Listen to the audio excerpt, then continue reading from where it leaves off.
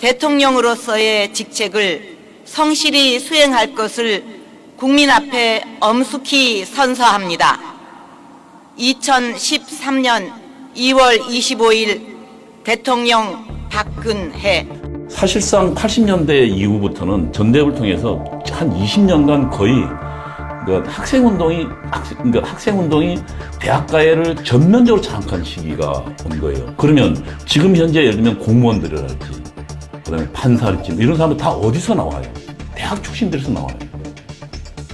그러니까 이들을 통해서 혁명 전사로 길러낸 사람들이 사실상 우리 사회 구석구석에 들어가게 된 거예요. 그것이 오늘날 20년, 30년이 지난 현재 이들이 장성해서 우리 사회에 이제 중추가 된 것들이에요. 그리고 그들 중에는 예를 들면 교사로 들어간 사람은 지금 전교조 핵심 세력이 돼 있죠. 그 다음에 그 중에 또 머리 좋은 친구들은 또 판사로도 나갔고, 그 다음에 검사로도 나갔고, 그 다음에 공무원으로도 시험 봐서 들어가죠. 그래서 그러면 언론계도 들어가고, 지금 우리 사회 중추에 다 들어가 있다고. 그러니까 지금 그들이 지금 하나가 기회가 되니까 이들이 하나로 지금 모여지는 거예요. 물론 그 중에는 핵심들, 기획자들이 있죠. 남한의 좌익 세력들은 비자익 정권이 들어서게 되면 그날서부터 퇴진운동을 전개합니다. 그러니까 이명박 정권이 들어서서도 이명박 정권이 들어선 직후서부터 이명박 정권 퇴진운동을 전개했습니다.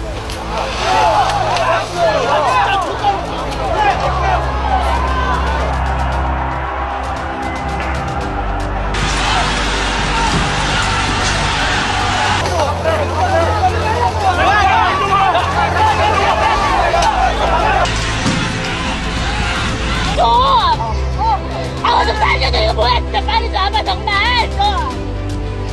내가 살려줄 거 아니야. 이거 살려줄 거 아니야. 고개 숙여 사과를 드립니다. 박근혜 정권은 이제 득표율에 있어서 차이도 있었고 뭐 댓글 사건 뭐 또 각종 루머 조작 부정선거 뭐 그런 것들을 해가지고 박근혜 정권 출범 전서부터 박근혜 퇴진 운동을 전개했습니다. 이것만 기억하시면 됩니다. 박근혜 후보 떨어뜨리기 위한 겁니다. 저는 박근혜 후보를 반드시 떨어뜨릴 겁니다.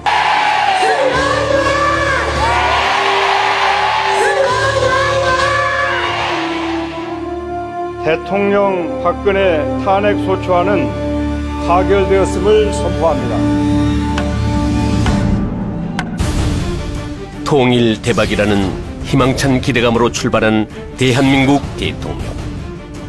정교조 법의 노조화를 시작으로 통합진보당 해산, 북한 인권법을 통과시키며 대북 정책을 강화하고 공무원 연금법, 김영란법을 통해 대한민국의 부패를 청산하려는 대통령의 의지는 그러나 보이지 않는 수많은 적들을 만들어냈다. 통진당 해산 후에도 계속되는 대한민국 전복 세력과 자신들의 기득권을 지키려는 언론과 노조, 나라가 어떻게 되든 말든 권력만 잡으면 되는 정치 권력들은 노골적으로 불만을 가지기 시작했다. 그런 부역자들과 배신자들의 콜라보레이션, 그것의 결과는 이에 재판관 전원의 일치된 의견으로 주문을 선고합니다. 주문, 피청구인 대통령 박근혜를 파면한다. 헌정사상 최초로 대통령이 탄핵 인용도 아닌 파면이 됐다. 이건 영모다. 합법을 가장한 이 반란의 주역들은 과연 누구인가? 7번 629페이지 70번 80페이지.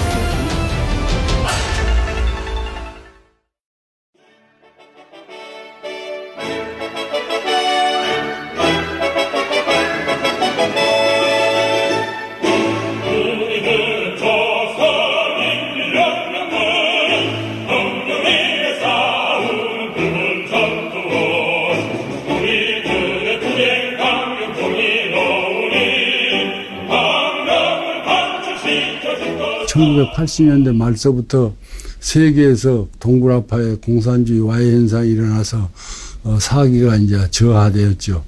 그때에서부터 이 사람들이 어떠냐면 장기적인 투쟁으로 들어가가지고 종전에는 기동전 중심의 투쟁을 했다면 90년대 중반 이후서부터는 진지전 중심으로 투쟁을 전환한 것 같습니다. 안토니오 그람시, 이탈리아의 정치가이자 공산주의자이다. 그를 주목해보자. 대중들의 환호를 받으며 등장한 공산주의는 한동안 유럽을 지배했다. 그러나 이어지는 관항과 배고픔으로 인해 결국 실패했고 80년대 들어 동독과 구소련의 해체를 마지막으로 막을 내리는 듯이 보였다. 그렇게 사라질 듯 보였던 공산주의자들에게 새로운 길을 제시한 것이 바로 그람시의 진지전이었다.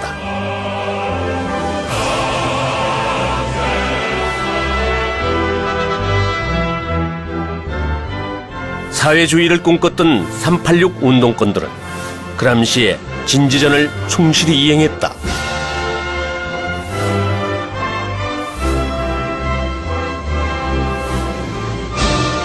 2005, 6년서부터서는 우리 사회의 거의 모든 분야에서 헤게모니에 준하는 아주 강한 영향력을 행사하게 되었다, 이렇게 설명할 수 있습니다. 하지만 그들이 추구했던 것이 과연 순수한 사회주의였을까?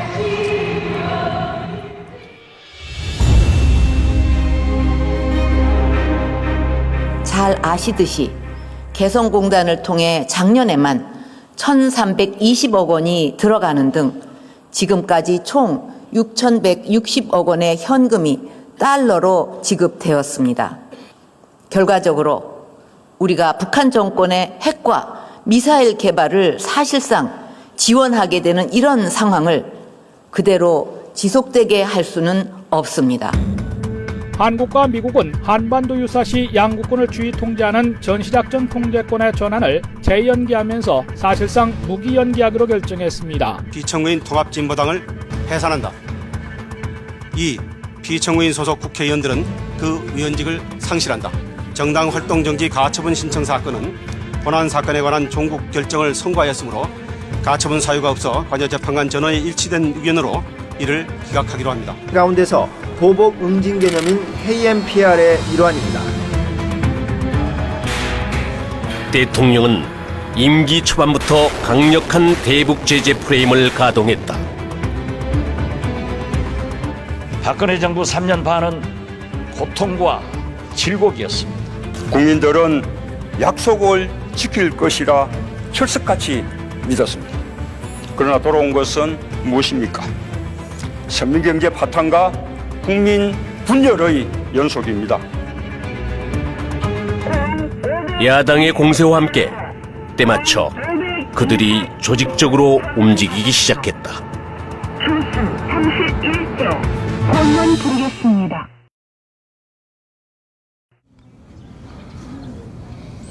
평화롭기만 하던 2014년 4월 16일 따뜻한 봄날, 안산 단원고 학생들과 일반인들이 제주로 가는 배를 타고 새벽 바다에 안개를 뚫었다.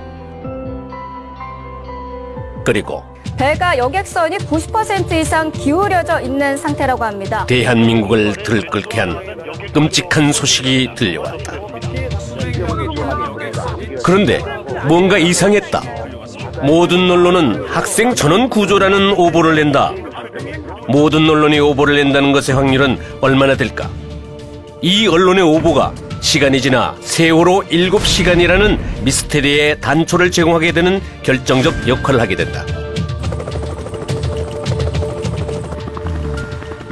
일단 세월호는 참 의문이 많은 거거든요. 어떻게 이렇게 일사불란하게 그쪽에 있는 애들만 다 빠져나가? 어떻게 목포의 VTS는 아무 일도 안 했고, 왜 거기 3등 항해사가 키를 잡을 수가 없습니다. 근데 왜 3등 항해사 키를 잡았었고, 왜 변침을 급격하게 했었고, 저는 이거는 우연이라고 볼 수가 없어요. 이 자초했을 때 그 상황을 보면 10개 중에서 어떻게 거의 다 우연이 아닌 필연으로. 그러니까 연구방법론이나 과학 철학하는 사람들을 입장에서 보면은 이건 우연이라고 안 봐. 이건 뭐가 있을 것이다. 그러나 확증이 없으니까. 청해진 해운 문제인데요. 검찰이 청해진 해운의 실소유주 유병원 전 회장 일가의 자금 흐름과 비리 등 전방위 수사를 벌이고 있습니다. 노무현 정권이 들어서고부터 대기업에 대해서는 어떠한 그것도 안 하겠다고 그랬어. 실제로 노무현 정권이 타겟 받은 게 타겟으로 기업체하고 정경유착한 게 중견그룹 중소기업들이에요. 그렇기 때문에 세모 같은 경우는 충분히 가능하지. 그때 큰 기업들이 다 망했거든. 그래서 나온 것들이 엄청난 비리업체들이 많이 나왔지. 근데 바다의 얘기 같은 경우도 이런 것도 그때 조사하다가 끝냈다고. 그래 국민한테는 대기업이랑은 관계없다. 그럼 뒷구멍에서는 딴짓 다 했다는 거죠. 금선 내부를 샅샅이 뒤진다고는 하지만 축구장 30여 개 크기에 정경유착의 핵심 인물인 유병헌은 갑자기 사라졌고 세월의 침몰과 함께 진실 역시 침몰하고 말았다.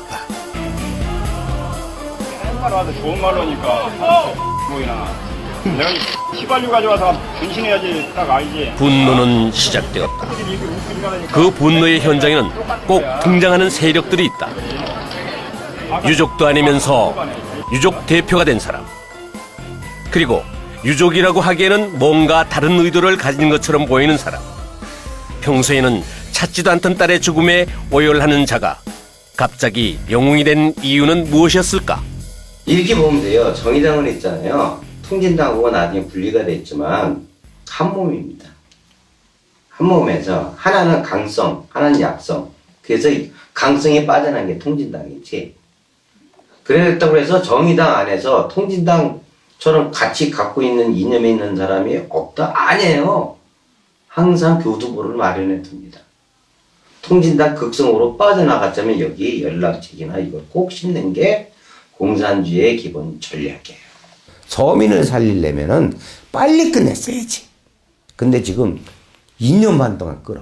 서민경제 이것 때문에 다 박살난 거야. 거기에다가 시위까지 했지. 이제 우리 청와대로 가겠습니다. 가족들과 함께 국민들이 해상사고에 난데없는 시위가 기다렸다는 듯이 펼쳐진다. 가만히 보면 매번 보던 패턴들이다. 효순이 미선이, 말도 안 되는 광우병 선동 때도 이런 시위가 벌어졌다. 지금 지나간 화면들도 이런 시위가 섞여 있지만 아무런 차이를 못 느낄 것이다. 그리고 똑같은 패턴은 또 있다.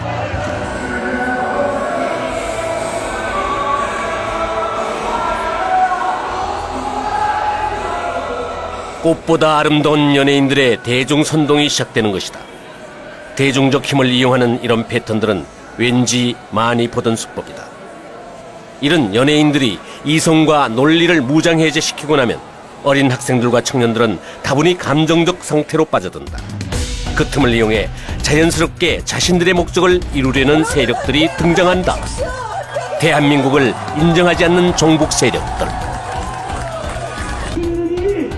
국민이 맡은 무한 책임자에 대한 그 권력을 근본을 알 수 없는 저작권이 아재자에게 던져주고 말았습니다. 국민이 주인다는 또 다른 세력들, 자신들의 정치적 이득을 위해 어린아이들의 죽음마저 이용하는 권력들. 박근혜 대통령이 물러나지 않으면 우리 대한민국은 수습되지 않습니다. 감사의 인사를 드립니다. 전국 시민 여러분 존경합니다. 감사합니다. 이 비참한 사고가 왜 그토록 고마울까?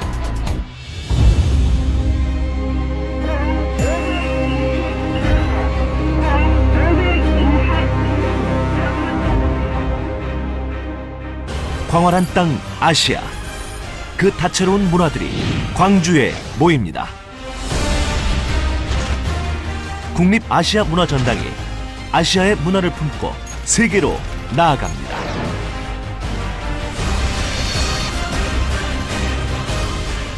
국립아시아문화전당 아문법이라 불리는 아시아 문화중심 도시 조성에 관한 특별법, 김대중 공전법이라고도 불리는 이 법에 우리는 주목할 필요가 있다. 대통령이 잦은 순방으로 자리를 비운 사이 김무성과 유승민은 29번째 배신을 계획한다. 김대중의 수건 사업이던 아문법을 통과시켜주고 자신들의 요구사항을 얻어내자는 판단이었다. 하지만 유승민은 야당에 아무것도 얻어내지 못했고 이용만 당한 꼴이 되어 배신의 정체라는 말이 대통령에게서 나오는 계기가 되었다. 5조 3천억짜리 김대중 문화궁전 설립 사업이다 라고 생각하시면 될 것 같습니다. 그래서 총 사업비가 5조 3천억, 건설 비용만 7천억입니다. 그리고 매년 800억 원 이상의 이 운영비가 5년 동안 이제 지원되는 이제 사업인데요. 어찌 보면 김대중 우상화 사업이라고 좀 볼 수가 있습니다. 특히 이 김대중 우상화 사업에 대한민국의 이 국민 혈세가 너무나 많이 낭비가 되고 있는데, 몇 가지 이제 사례를 좀 말씀을 드리면, 신안군에 보면 이제 김대중 생가 개선 사업이 있고요. 김대중 컨벤션 센터, 노벨 평화상 기념관, 연세대 김대중 도서관, 경기 북부도청의 김대중 홀, 강원 양구의 평화댐 김대중 동상, 사이버 김대중 도서관, 김대중 평화재단, 김대중 다리, 동교동 김대중 도서관 등등, 이제라도 좀 김대중 우상화를 위해서 낭비되는 엄청난 이 국민 혈세랄까요? 이제 그런 것들에 대해서 조사를 해서 이제 국민들이 좀 제대로 바로 알 수 있도록 좀 알려야 된다고 생각이 됩니다. 건국 대통령은 세 줄을 걸어내리면서 그들의 우상화 작업물은 어디서 많이 본 듯한 장면이다. 싱크로율 100%. 여기 아시아 문화 전당에 주목되는 곳이 하나 있다. 5.18의 성지로 알려진 전남 도청 자리에 위치한 민주평화교류원. 이런 것이 왜 아시아 문화 전당에 있어야 되는지 설명할 수 있는 사람은 과연 몇이나 될까? 확실한 것은 5조 원의 국민 혈세가 들어가는 이곳에서 국민들이 보았던 것은 아시아 문화가 아니라 대통령 탄핵을 위해 든 횃불뿐이었다. 김대중 영화, 우상화에 앞장섰던 이 김무성이나 유승민 의원 같은 경우는 이 국가와 국민 앞에, 특히 국민과의 역사 앞에 반드시 좀 심판을 받아야 되지 않나라는 생각이 듭니다. 선거 수단으로 삼아서 당선된 후에 신뢰를 어기는 배신의 정치는 결국 패권주의와 줄세우기 정치를 양산하는 것으로 반드시 선거에서 국민들께서 심판을 해 주셔야 할 것입니다. 그들의 배신은 끝나지 않았다. 대선 공약을 헌신짝처럼 내버린 박근혜에게 두 번 다시 속지 말고 단결로 승리하여 웃자. 새누리당 김무성 새정치민주연합 문재인 대표가 국민공천제, 오픈 프라이머리 도입에 사실상 합의했습니다. 정당 민주주의 핵심은 국민과 당원들께 공천권을 국민공천제. 그것은 자신들의 기득권을 지키려는 대국민 사기극이었다. 여야 모두가 비판했지만 김무성은 강행했다. 국민공천, 그 다음에 20대 총선 그 자체의 어떤 판이나 이런 것들이 차기 대권이든 차기 정권을 자기가 손아귀에 주물르기 위해서 했던 아주 무모한 작전이었고, 그것은 현 정부와 박 대통령과 전혀 다른 생각이었기 때문에 그 자체가 이제 박근혜 대통령의 배신행위였죠. 본인들만의 정치에서 벗어나 국민의 생명과 재산을 지키고 국가를 위기에서 구해내려는 애국심을 가져야 합니다. 그 누구도 국민과 약속한 이 국민 공천제를 틀을 갖다가 흔들 수 없다는 점을 분명히 다시 한번 강조해 말씀드립니다. 자격 있는 사람 갖고 상향식으로 해야지 자격 없는 사람을 왜 상향식으로 해요? 그렇게 하면은 이상한 사람들, 지방의 토호들, 심지어는 조폭도 될 수 있잖아요. 공관위원회에서는 어떤 경우라도 공천 룰을 벗어나는 결정을 할 수가 없습니다. 분명히 하고 싶은 것은 공천과 관련해서는 당 대표는 아무 권한이 없어요. 그것은 공천관리위원회가 하도록 되어 있고요. 지 생각대로 안 되니까 그 직원들한테까지도 사람을 심어놔가지고 거기서 뒤에서 직원들 2명이서 해가지고 그걸 실시로 보고를 하니까 새누리당은 김무성의 사당화가 된 상태였습니다. 모든 걸 컨트롤하고 하다못해 저희 안에서 회의가 되는 것이 생중계로 그 사람 귀에 보고가 되고 그만 있었던 얘기가 5분 10분 뒤에면 김무성 의원한테 들어가니까 우리는 그걸 용납을 못했죠. 공천위는 오히려 전략공천을 문제 삼은 김무성 대표를 비판했습니다. 특히 외부 공천위원들은 김 대표의 사과를 요구하며 공천위를 파행시켰습니다. 최공재 외부위원은 결국 공천 과정은 충돌과 파행으로 치닫고 내부 위원들과 외부 위원들 간의 갈등은 극도로 고조됐다. 관리위원회 회의가 어제 이어서 오늘도 무산됐습니다.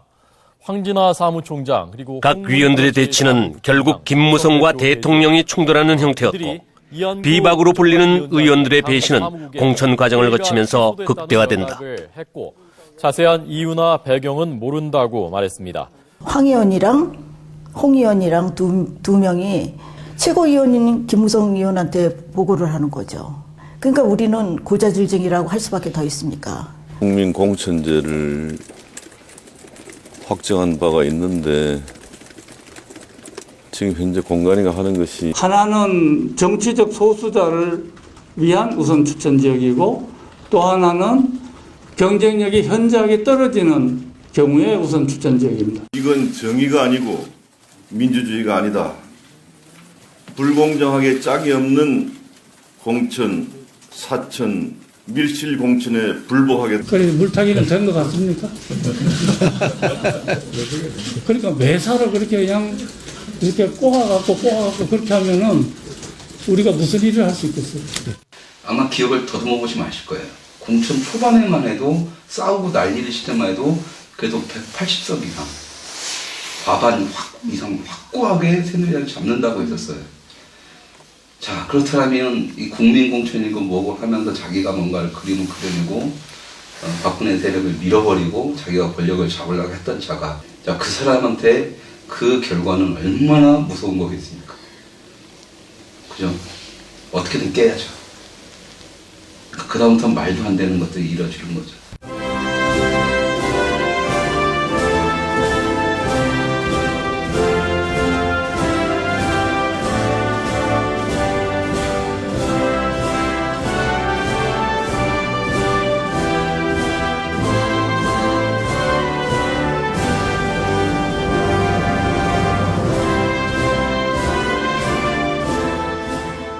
내가 새끼라는 소리도 했습니다. 최고위원한테. 그랬더니 최고위원한테 새끼 소리가 말이 되냐고 황 의원이랑 홍 의원이 얘기하는데 말도 안 되는 짓이지 않습니까, 이거는? 그때 내부에서도 그렇고 외부에서도 차라리 이번이 기회니까 김무성 내려갈 때 비상사태 걸어가지고 목소리가 사라진 거잖아요, 지금. 지금 당장 공천을 내야 되는데 비상사태 선포하고 옥새 분실시고 내고 여러 가지 안건들이 얘기가 나오고 있었는데 원유철이 그냥 땀따라하면서 따라 내려간 거죠. 회 같이 먹고 올라오고 끝나버린 거 내려가는 순간. 여기는 그게 친박과 비박의 어떤 이제 그 합의를 본다 이런 모양새가 되어버리니까. 짚어졌습니다만 20대 총선 결과가 여소야대를 넘어서 원내 제1당의 교체라는 결과를 낳았습니다. 누구도 예상하지 못했던 충격적인 결과였지만 배신자들은 충분히 예상했던 결과였다. 여당의 참패. 하지만 그 참패를 즐기는 자가 있었다. 공천 과정에서 가장 주목받은 인물은 탈당한 유승민 의원과 이른바 옥새 투쟁을 벌인 김무성 대표입니다. 당시 공천관리위원 심사를 할 때도 보면은 그 내부 외부 다 합쳐서 박근혜 대통령을 지지하는 사람들이 더 많은 것처럼 보여요. 하지만 이미 외부 공관위원회에서도 한 명은 김무성이 섭외가 끝난 사람이고 친박이라 불려있는 내부 위원들 중에서도 끈앞풀이 한 명 있었던 거죠. 배신자가. 한 번 배신한 사람은 또 배신을 해요. 2번, 3번 합니다. 그래서 그 배신자들은 절대 받아들여서는 안 돼요. 유승민, 하태경, 김무성 이런 사람들은 떠나야 돼요. 배신의 절정, 배신의 꽃. 새누리당의 김무성의 신의 한 수가 공천 파괴입니다. 이제 그들은 30번째 마지막 배신을 준비한다.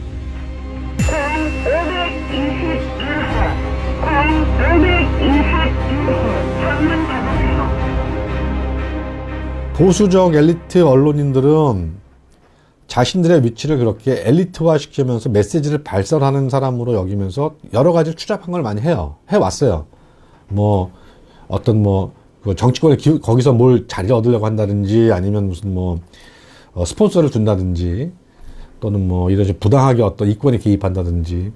조선일보 송혜영 전 주필이 대우조선 해양 측으로부터 향을 받은 정황이 드러남에 따라 검찰이 대가성 여부를 살펴보고 있습니다. 뉴스 커뮤니케이션스 박수환 대표와 초호화 외유료를 다녀왔다는 의혹을 받아온 송혜영 전 조선일보 주필 겸 편집인의 사표가 오늘 수리됐습니다. 반면에 언론 노조 쪽에서 있는 그 이념 편향적인 그 언론인들은 상당히 깨끗합니다. 오히려 상당히 깨끗한데 반면에 그만큼 더 골수 좌파인 거죠. 그러니까 이게 참 문제입니다. 한국 언론들. 2014년도였나요? 그때는 KBS에서 그 광복 70년 그걸 할 때에 북한의 그 남침, 6.25 남침이라는 말 쓰지 않았죠. 그 미군 학살 이런 부분에 대해서는 유난히 강조를 하면서 인민군에 의한 대한민국 국민 학살은 얘기하지 않는 이런 식의 다큐멘터리를 만들었단 말이에요. 그래서 그걸 가지고 많은 시민들이 항의를 했더니 그 담당 PD 미제의 떨거지들이 그런 소리를 한다고 당당하게 PD가 얘기를 한 거예요. 반론을. 박근혜 정권은 언론과 동업을 하지 않았어요. 그러니까 대개 어떤 정권이든 그 정권을 창출할 때 메이저 언론들이 같이 동업을 합니다. 그래서 소위 말해서 지분을 갖죠. 그 정권에 대한 지분. 그게 이제 인사권이라든지 이런 것들입니다. 그런데 박근혜 대통령이 그런 언론들하고 동업을 하지 않았기 때문에 언론들 입장에서는 박근혜 정권에 대한 아무런 미련이 없었던 거예요. 그러니까 이 정권이 빨리 끝나고 다음 정권을 어떻게든 간에 그 언론 메이저들이 미래 권력과 어떻게든 간에 좀 이렇게 뭘 만들어서 창출하고 싶어 하기 때문에 저는 지분이 없는 박근혜 정권이기 때문에 언론이 저렇게 안티에 나올 거라고 생각을 했고. 세 번째 원칙, 확인되지 않는 사실도 가치 있는 정보다. 이게 사실 기존의 원칙을 거스르는 원칙입니다. 근데 문제는 여러분들이 이야기하지 않아도 이미 확인되지 않은 정보들은 떠돌아다니고 있어요. 이런 식으로 뉴스의 흐름을 관리를 해야지 변화하는 미래 언론 환경에서 살아남을 수 있다고 자부합니다. 변화하는 언론 환경. JTBC는 확실하게 그 환경에 적응했다. 그 뒤에는 홍석현이 있었다. 그 가운데서 살아남는 방법은 매우 자극적이 되는 것이었습니다. 충격. 알고 보니 결국 이거 빼면 기사가 안 되지 않습니까? 그죠? 그 선봉에 손석희가 나섰다. 지금 공기 주입 지점은 정확하게 잘 찾아 들어간 것이라고 판단하시는지요? 글쎄 형식 아직도 뭔가 좀 민간 종사자가 잠깐만요. 지원을 하게끔 돼 있는 말씀은 잘 알겠는데요. 네네. 그건 언딘 쪽의 주장일 수도 있고요. 저희 쪽 주장이 아닙니다. 아니요, 변호사들은 다른 얘기를 하고 사실 전달이 아닌 자신들의 생각을 강요하고 주입하는 언론으로 변화를 시작했다.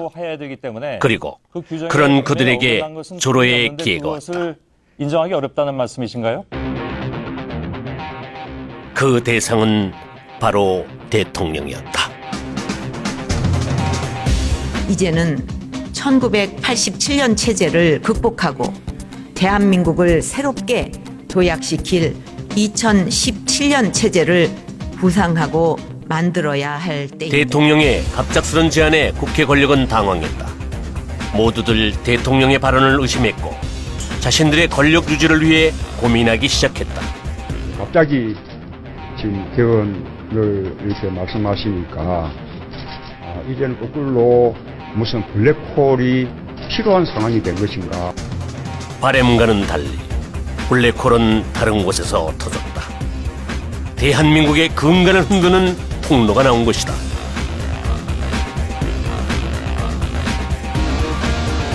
오늘 지금 거짓말 안 하기로 했죠. 예, 기억이 좋은 분들에게 들으세요. 예.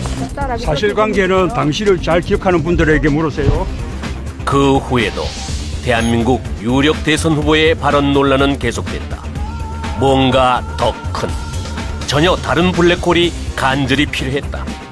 그것은 전혀 예상치 못한 곳에서 터졌다. 지금부터는 이른바 청와대 비선 실세로 지목된 최순실 씨 관련 소식을 집중 보도하겠습니다. 최순실 씨의 컴퓨터 파일을 입수해서 분석을 했습니다. 비선 실세가 국정을 쥐락펴락해왔다는 사실들이 고스란히 담겨 있었던 그 증거물. 그 꼼짝 못할 증거물로 인해서 의혹의 퍼즐은 하나 둘 완성됐고 수사는 시작됐습니다. 바로 전날까지만 해도 위험을 견지해온 위정자들의 감추어진 민낯을 보았고 시민들은 벗겨진 진실들과 마주해야 했습니다. JTBC가 태블릿 PC를 10월 24일 날 첩보대 시작했고 쭉 이어갔는데 정확히 말씀드리면은 JTBC의 화면 조작을 잡은 겁니다. 태블릿 PC를 제가 못 봤잖아요. 저게 어떻게 조작됐느냐를 제가 완전히 검증할 수는 없는 거고 안 본 상태에서. 화면에 나온 화면 조작은 충분히 가능하죠. 예를 들면 뭐 카카오톡 켜보고 텔레그램 켜보고 거기 나라는 게 오른쪽에 있냐 딱 보면 알지 않습니까? 카카오톡이랑 그 SNS만 보면은. 근데 지금 저 JTBC나 검찰은 카카오톡을 사용했다고 해놓고서 그거도 안 보여주고 있지 않습니까? 그거 한 번이면 끝나는데. 그러니까 이제 이 조작이 계속 걸리니까 JTBC 것이 갑자기 특검이 아마 1월 11일인가 이게 들고 나왔어요. 또 하나의 PC를. 당연히 그거를 누구 거라고 제시하려면은 개통자가 누구다, 언제 누가 개통했다를 해야 되는데 그 얘기를 안 해요. 그 얘기를. 그 개통자가 누구로 되어 있습니까? 네, 개통자는 제가 보기에는 아까 말씀드린 대로 다른 것보다는 제가 말씀드린 대로 그 이메일 계정과 그 연락처 등록이 최소 특검이 왜 이렇게 당황하는 것일까? 그 개통자라든지 구체적인 돈을 이 태블릿 PC 사용 구입이라든지 이런 부분에 대해서는 저희들이 현 단계에서 그 부분에 대해서는 아직 확인을 하지 못했습니다. 마지막 승부수를 던졌어야 했던 상황이지 김정은 정권이. 근데 이제 딱 보니까 야 이거 어리버리들 저거 홍석현이 저 김무성이 이명박이 움직이네. 한번 해볼까? 그래서 한번 승부수를 충분히 걸어볼 수 있었다고 봐요. 저건 대남 공장 라인들과 이 통진당 단종 세력들이 같이 움직이지 않았을까 그래요. 고영태, 차은택 증인 두 분 다 하태경은 청문회에서 큰 실수를 한다. 그것이 정말 실수였을까? JTBC를 불러서 태블릿 PC 입수 경위에 대해서 정확히 확인을 해야 된다. 그래서 긴급 동의는 일단 손석희 사장이 그 상황을 가장 잘 아는 사람이기 때문에 손석희 사장을 불러서 증인으로 불러서 태블릿 PC 입수 경위에 대해서 정확히 확인해야 된다고 생각을 합니다. 그래서 제가 하태경 의원한테 내가 굉장히 많은 이제 메시지를 넣었죠. 당신이 분명히 입수 경위가 태블릿 PC 그게 확실하지 않으면은 탄핵할 수 없다 그랬다 분명히. 근데 이게 입수 경위가 완전 거짓말 드러났다. 다시 그때는 국회 청문회 하고 있던 중이에요. 이제 손 사장 다시 불러라. 와, 쌩까는 거야. 그러니까 난 그때 야 이게 그 하태경 의원이 탄핵 이틀 전에 이렇게 쇼를 해가지고 JTBC가 그 쇼를 받아가지고 거짓 해명을 내보내고. 왜냐하면 그때 이제 태블릿 PC 조작론이 막 나오고 있었거든요. 그게 손석희 사장이 확 거짓말 보도해가지고 그걸 잠재워버렸다고. 그 거짓을 밝히는데 또 일주일 더 걸렸단 말입니다. 하태경 의원이 거의 JTBC의 그 끈앞을 노릇하는 것 같아요. 어쩌면 태블릿 PC 따위는 필요 없었는지도 모릅니다. 대통령 탄핵안이 국회에서 가결되던 그날 저는 앵커 브리핑에서 이렇게 말했습니다. 시민들은 태블릿 따위는 없었어도 이미 직감하고 있었습니다.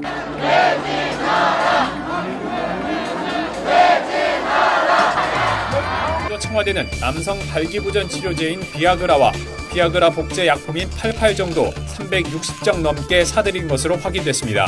지금 당장 퇴진하라!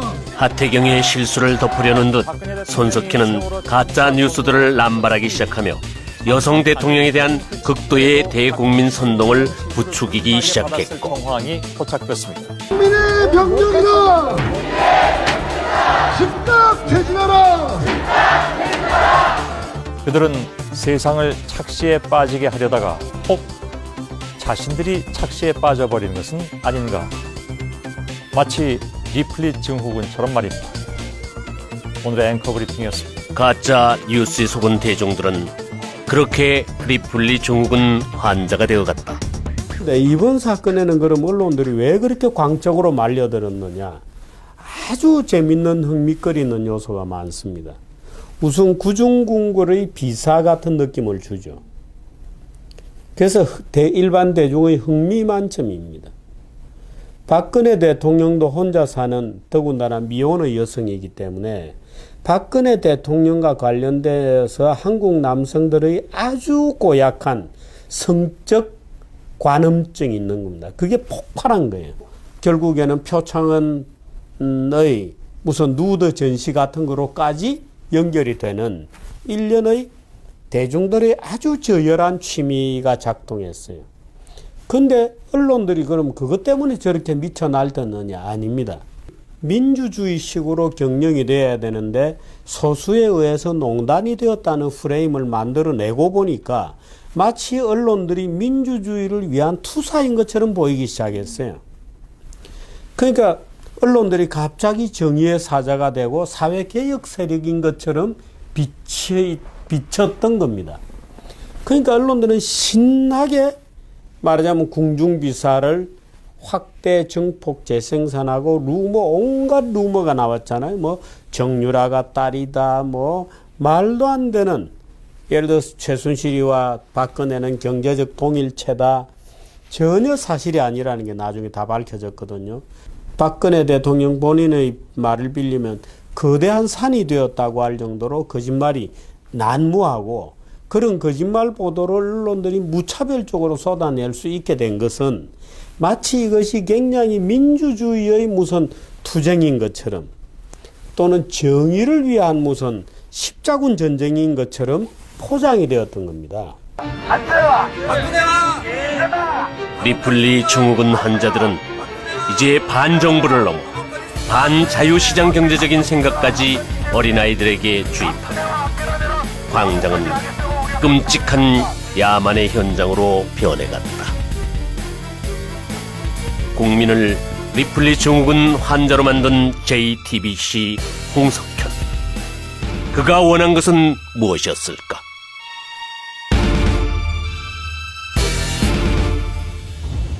페이지 7번 629페이지 70번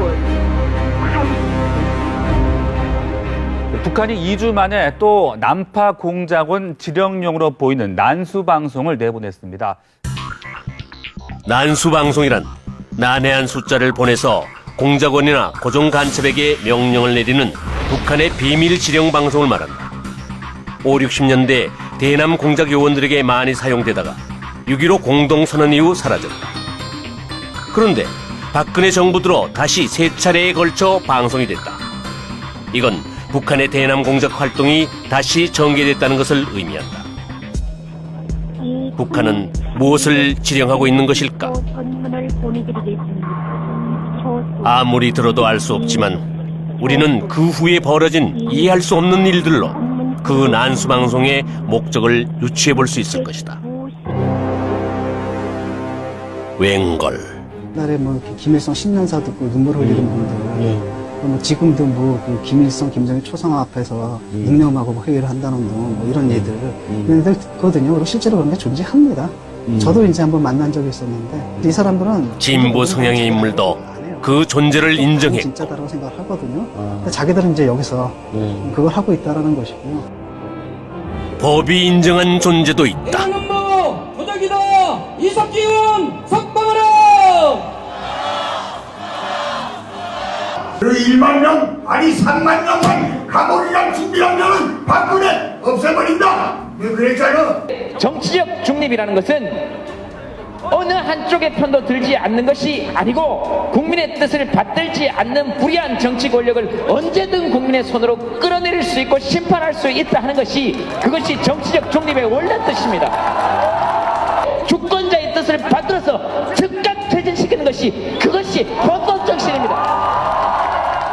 이명박 박근혜 정부는 지난 8년 동안 방치만 하고 있다가 이제 글로벌 바다에서 밀려오는 심각한 비상 물론 경제 위기에 헷갈리는 존재들도 있다. 대한민국 사드 갈등은 전적으로 정부 책임입니다. 이 모든 것들의 공격을 받던 대통령은 고민 끝에 최후의 카드를 꺼낸다. 국회의 총리 추천. 하지만 야당은 그것마저 거부한다.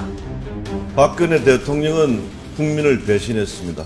야당만이 아니었다. 헌법을 위반한 대통령은 탄핵을 받아야 됩니다.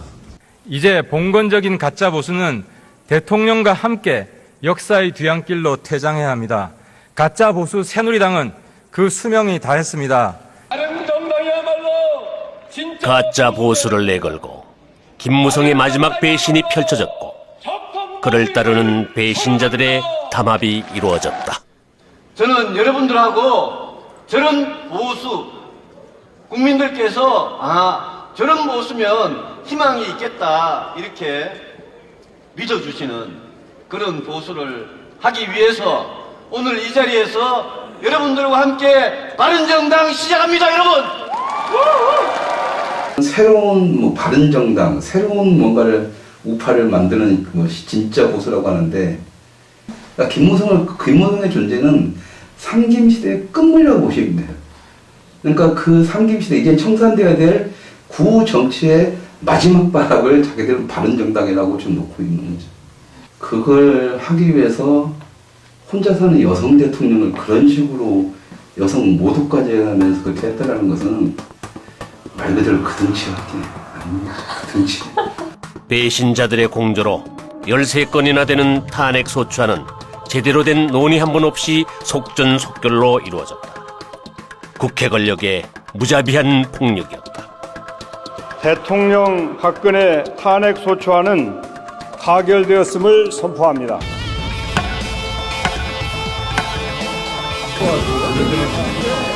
즐거워하는 건 이들만이 아니었다.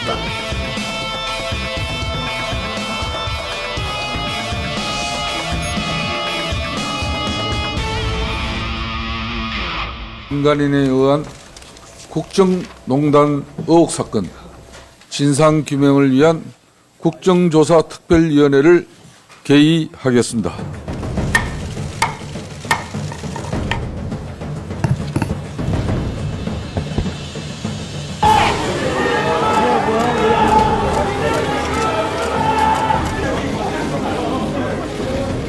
대통령 탄핵을 위한 첫 번째 재물은 기업들이었다. 반자본주의를 원하는 이들에게 그들은 완벽한 먹거리였다.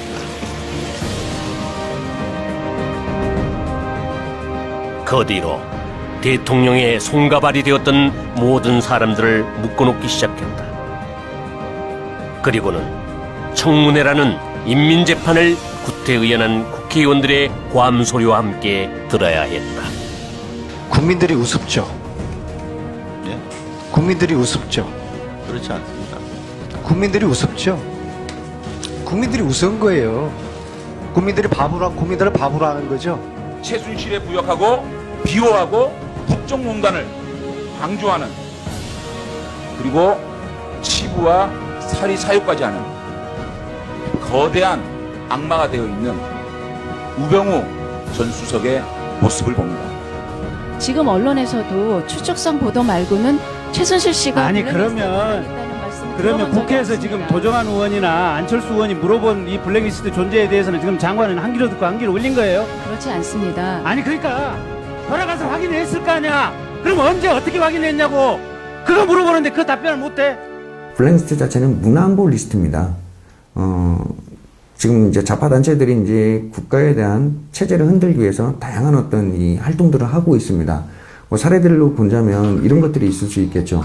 뭐 국정원에 대한 어떤 해체라든지 국가보훈법 폐지라든지 주한미군 철수하라든지 아니면 강호평 선동이라든지 뭐 거기에 사드 배치 반대까지 이게 지금 정치꾼들인지 아니면 뭐 문화예술인들인지 이제 그런 이 반국가 체제 단체들에게 나름대로 국민의 세금을 주느냐 안 주느냐에 대한 어떤 부분을 판단하는 것은 주권을 갖고 있는 어떤 국가, 특히 이 통치권자의 어떤 합리적인 선택의 몫이고 당연한 어떤 의무이지 않나라는 생각이 듭니다. SBS가 입수한 문화체육관광부 블랙리스트 문건입니다. 교수나 시인, 안무가 등 예술계 인사 48명과 영화사나 극단 등 91개의 이름이 등장합니다. SBS 보도자료와 한국일보에서 나온 2개의 블랙리스트 기사를 비교해보면 전혀 다르다. 정부에서 만든 블랙리스트라는데 왜 2개의 블랙리스트 명단이 있을까? 하지만 이 문제를 거론하는 곳은 단 한 군데도 없었다. 왜? 블랙리스트는 반드시 있어야만 하는 것이었으니 만약 둘 중에 하나가 가짜라면 그건 대체 누가 만든 것일까? 내가 제일 좋은 그림 뭐냐면 이렇게 틀을 떴다 한 몇 개 짜놓은 다음에 빵 터져갖고 날아가면 이게 다 우리 거니까 나는 그 그림을 짜고 있는.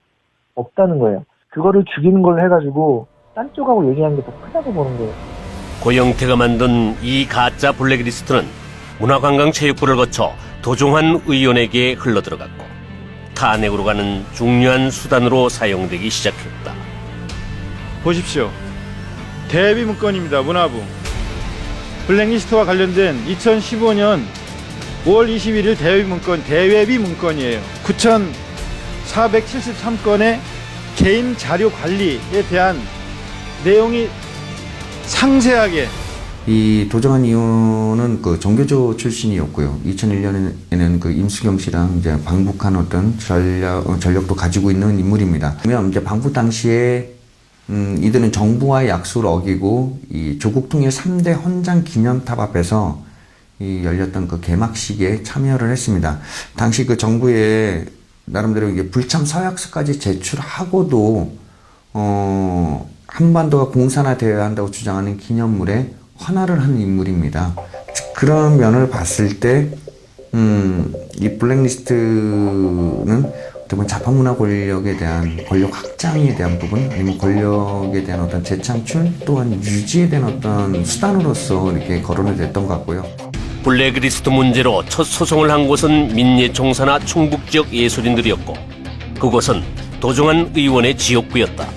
청와대가 만들었다는 이른바 예술계 블랙리스트에 충북 지역 예술인 50여 명이 포함됐는데요. 문화계 블랙리스트 관련해 정부를 상대로 손해배상 소송을 제기한 광주 문화예술인들은 충북을 시작으로 문화인들의 집단 손해배상 소송이 줄을 이었다.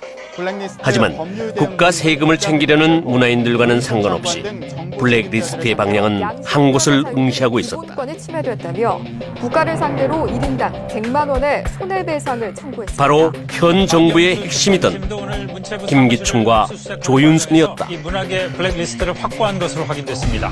이제 특검 수사는 김기춘 전 청와대 비서실장을 겨냥하고 있습니다.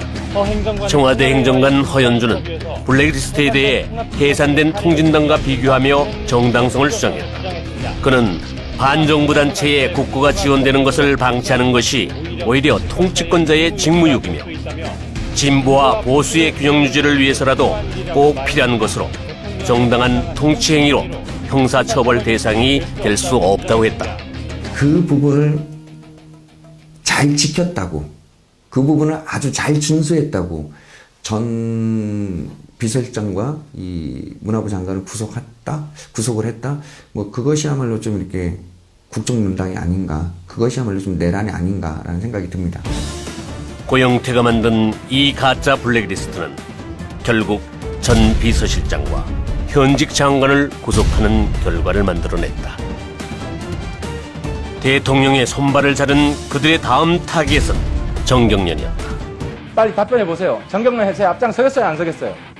의원님 좋은 말씀 감사하고 간단히 답변하세요. 길게 얘기할 시간 없어요. 제가 할 수 있는 거는 다 하겠습니다. 하지만 삼성 정경련에 기부금 내는 거 다 중지하겠다고 선언하세요. 지금 약속하세요. 그러겠습니다. 약속하세요, 빨리. 그러겠습니다. 우파 시민단체들의 활동자금을 차단하기 위한 것이었다. 재미있는 건 정경련 해체를 주장하던 하태경 역시 정경련의 지원을 받으며 활동했고 그걸 바탕으로 국회의원까지 되었다는 것이다. 배신의 역사가 꽤 깊은 인물이다. 또다시 최순실에게 부역한다는 그런 비난을 받을 수도 있습니다. 촛불에 타 죽고 싶습니까? 이 자리에서 바로 말씀하지 마십시오. 바로 답변해 주십시오. 촛불에 타 죽고 싶습니까? 촛불에 타 죽고 싶습니까? 사실은 전향이랑 100발 돌아서는 거거든요. 제가 어려웠던 건 내 젊은 시절에 내가 믿었던 그 사상과 역사와 이걸 전부 부정해야 되고, 그리고 그 속엔 또 뭐가 있냐면 그동안 맺었던 관계들도 있거든요. 사실은 그러니까 철학들 부정해야 되고 역사관을 부정해야 되고 그다음에 관계들도 다 끊어야 된다고. 그래서 전향이 쉬운 문제가 아니다. 저는 사실 그래서 지금 현재 물론 하태경 씨나 이런 친구 같은 저도 그 전에 잘 아는 친구들이죠.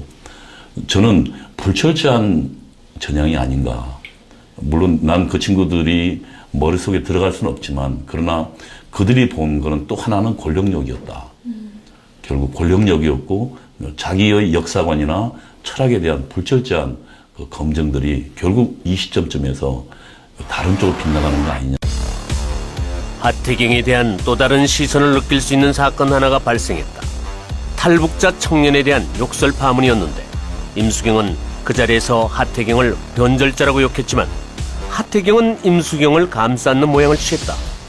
왜 그랬을까? 하태경 씨가 저한테 연락이 왔어요. 전화가 와서 이제는 임수경 한번 풀어봐라 라고 하는 뉘앙스로 이야기를 했어요. 그래서 내가 한번 자리를 만들어 보겠다. 아주 아이러니하게도 그때 또 총선 전이었어요.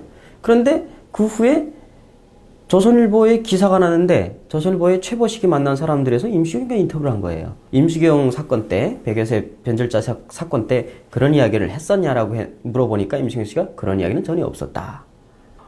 나하고 화해하자고 하면서 이런 이야기를 할 수가 있나라고 하는 거죠. 그래서 화해를 그럼 못 하는 거지. 그래서 나는 인터뷰를 그 자리를 못 가겠다 이렇게 돼서 하태경한테 그러면 안 되겠지? 라고 하는 이야기가 나오더라고요. 하태경 씨가 저한테 보좌관을 보냈어요. 요거는 비하인드 스토리죠. 보좌관을 보내서 조용히 우리 조직적으로 대응을 하자 해가지고 녹취록을 달라 해서 복사본을 또 갔어요. 하태경 씨가. 이 둘은 동지였는데, 과거엔 동지였는데 지금도 동지였네 라고 하는 생각들. 그러면 뭐지? 이 둘이 적과 아군의 사이가 아니고 같은 우군이었다, 같은 편이었다. 그러면 이 편이 또 누구 편이냐라는 거예요. 그 뒤에 누가 있냐라는 거죠. 결국은 대한민국의 가장 무서운 마귀들은 그 부역자들이 아닐까. 대통령은 탄핵이 되든 안 되든 검찰 조사로 재판을 받아야 됩니다. 구속이 될지도 모릅니다. 탄핵을 안 한다고 대통령의 공식 하야 요구는 하태경을 비롯한 전향자들에게서 먼저 나왔다. 그들은 왜 누구보다 먼저 하야를 요구한 것일까? 아니, 그들은 과연 전향을 한 것일까? 그들이 자신을 속이면 안 돼요. 적어도 그들의 활동이 민주화 운동 아니잖아요. 자유민주주의를 위한 운동을 한 게 아니잖아요.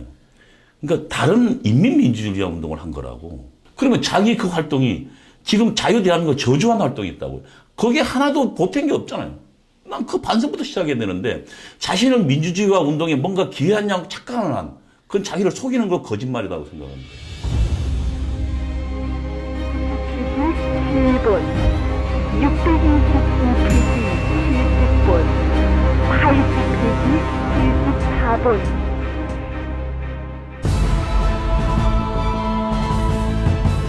(87년) 군사정권의 막이 내리고 평화적인 정권 교체를 통해 제6공화국이 탄생한다.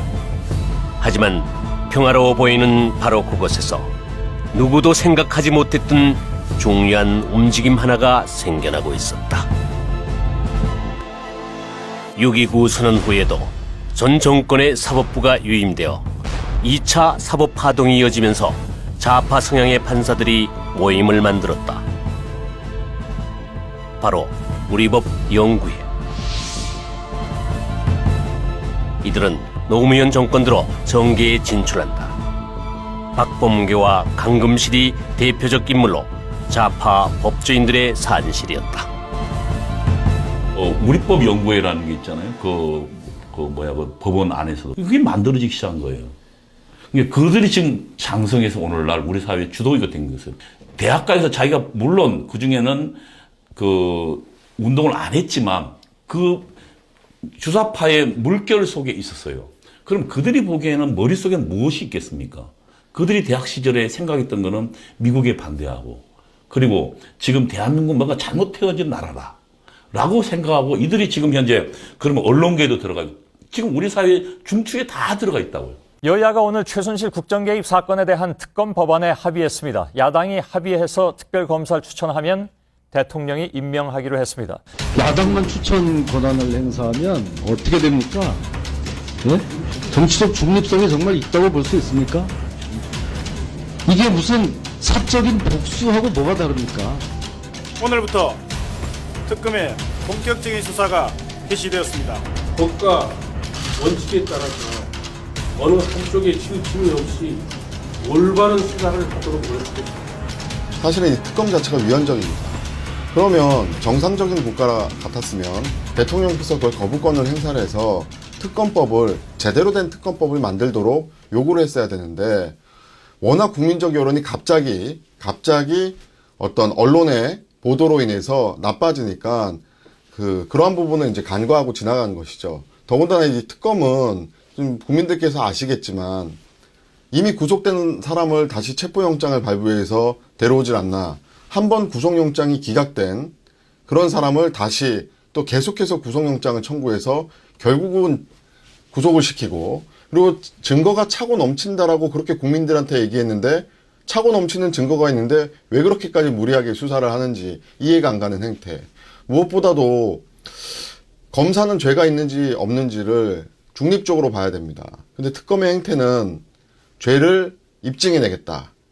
더 심하게 말을 하자면 죄를 만들어내겠다라고까지 의심을 받을 정도의 그러한 수사를 하고 있다는 점에서 국민들이 이제는 내가 만약에 특검의 대상이 된다면 언제든지 구속이 될 수도 있다는 그러한 공포감마저 느끼고 있는 것입니다.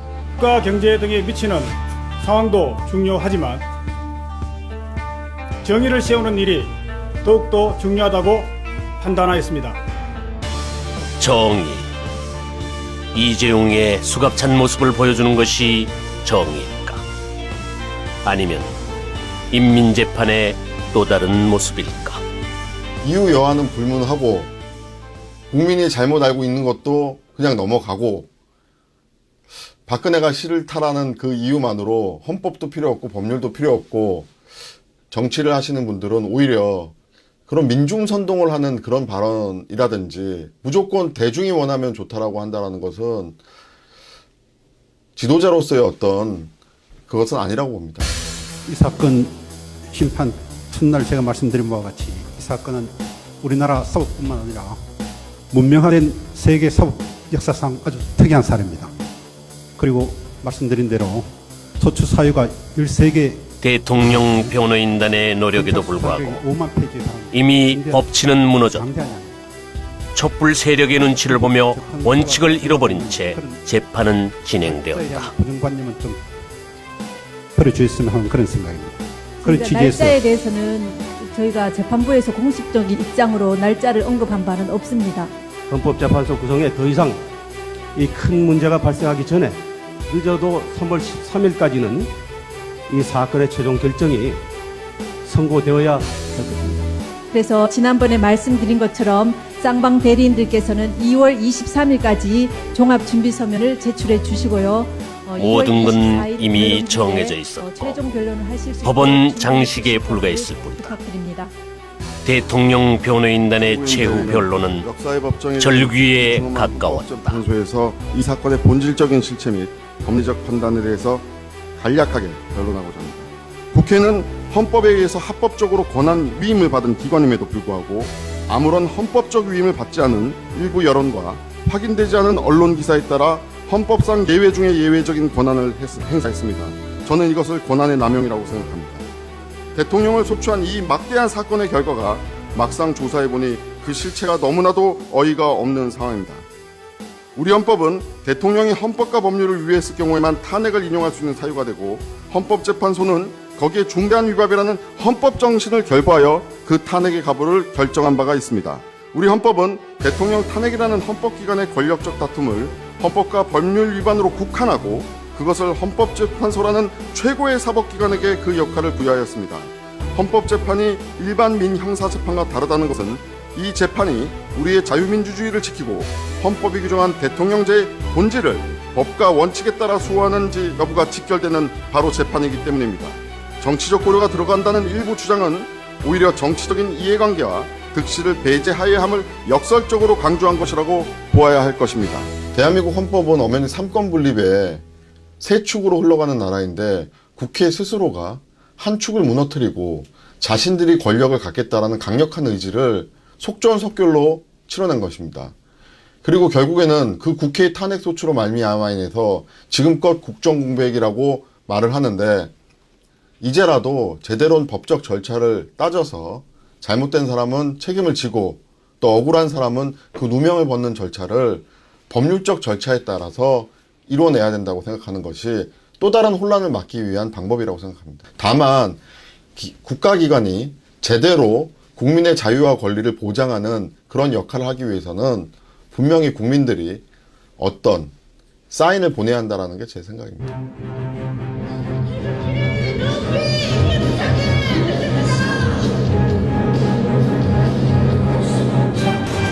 대한민국을 흔드는 부역자들, 그리고 그들과 손잡고 권력만을 쫓는 배신자들, 법치와 원칙이 무너지고 광장의 인민재판이 횡행하는 것을 참다 못한 시민들이 태극기를 들고 거리로 나왔다. 70년 전 일제에서 해방된 국민들이 외세의 신탁 통치에 반대해 반탁운동을 벌인 이후 대한민국이 국민의 손에 의해 탄생되었었다. 그 일 이후 처음으로 태극기가 광장을 덮은 역사적인 일이었다. 혹자는 제2의 건국운동이라고 부르는 태극기 집회. 그렇게 다시 태극기는 휘날렸다. 하지만 거기에 돈들이 풀리고 있어요. 왜냐? 집회에 엄청 많은 사람들이 나와요. 또 많은 자금들이 집행이 되고 있고 때문에 여기에서는 탄핵뿐만 아니라 그런 물적 기반까지도 물론 100%는 불가능하겠죠. 할 수 있는 데까지 샅샅이 뒤져가지고 자기의 세력화되는 것까지 막아야 된다. 친박단체 집회에서 돈을 주고 사람을 동원하는 것이 아니냐는 의심은 사실 그동안에 계속돼 왔는데 탄핵 반대를 주장하는 최근의 친박 집회도 돈을 주고 참가자를 동원한다는 관계자의 증언이 나왔습니다. 부역자들과 배신자들의 공격과 언론의 일방적인 매도로 인해 태극기는 아무런 힘을 쓰지 못했다. 이미 짜여진 각본에 태극기는 없었다. 피청구인의 법 위배 행위가 헌법 질서에 미치는 부정적 영향과 파급 효과가 중대하므로 피청구인을 파면함으로써 얻는 헌법 수호의 이익이 압도적으로 크다고 할 것입니다. 이에 재판관 전원의 일치된 의견으로 주문을 선고합니다. 주문, 피청구인 대통령 박근혜를 파면한다.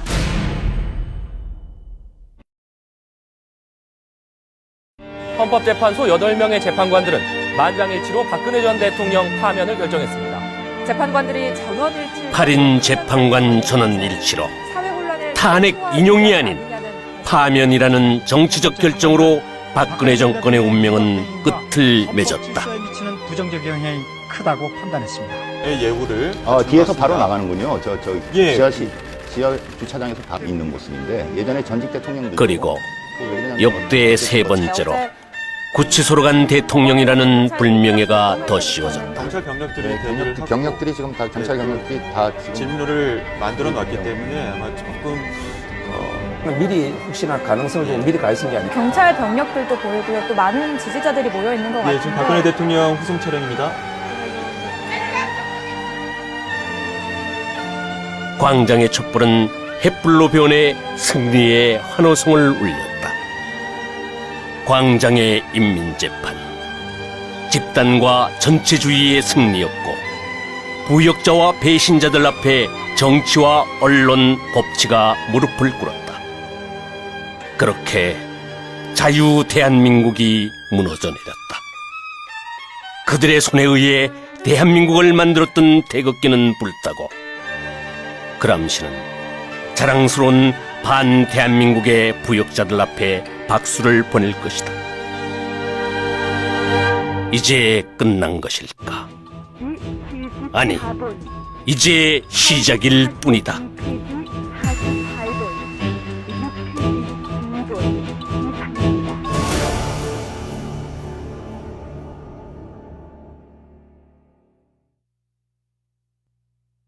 임자, 나야. 베트남을 기억하나? 지금 작금의 대한민국을 보면 자꾸 베트남이 생각나. 그때도 그랬지. 무조건 반미 시위를 하고 사회주의 환상에 사로잡혀서 대중들을 선동했지. 베트콩이 승리하고 놈들이 제일 처음 한 게 그런 부역자들을 처형하는 것이었어. 한 번 배신한 놈은 다시 배신할 거라고 하면서 말이야. 지금 대한민국의 배신자들도 그렇게 되겠지. 그러나 아직 대한민국은 희망이 있어. 어떻게든 싸워서 자유를 지켜야지. 그런데 말이야, 임자. 이제 대한민국은 인자들 스스로 지켜나가야 돼. 알지? 나는 이제 없어. 우리 아이들의 미래를 위해서라도 잘 부탁해.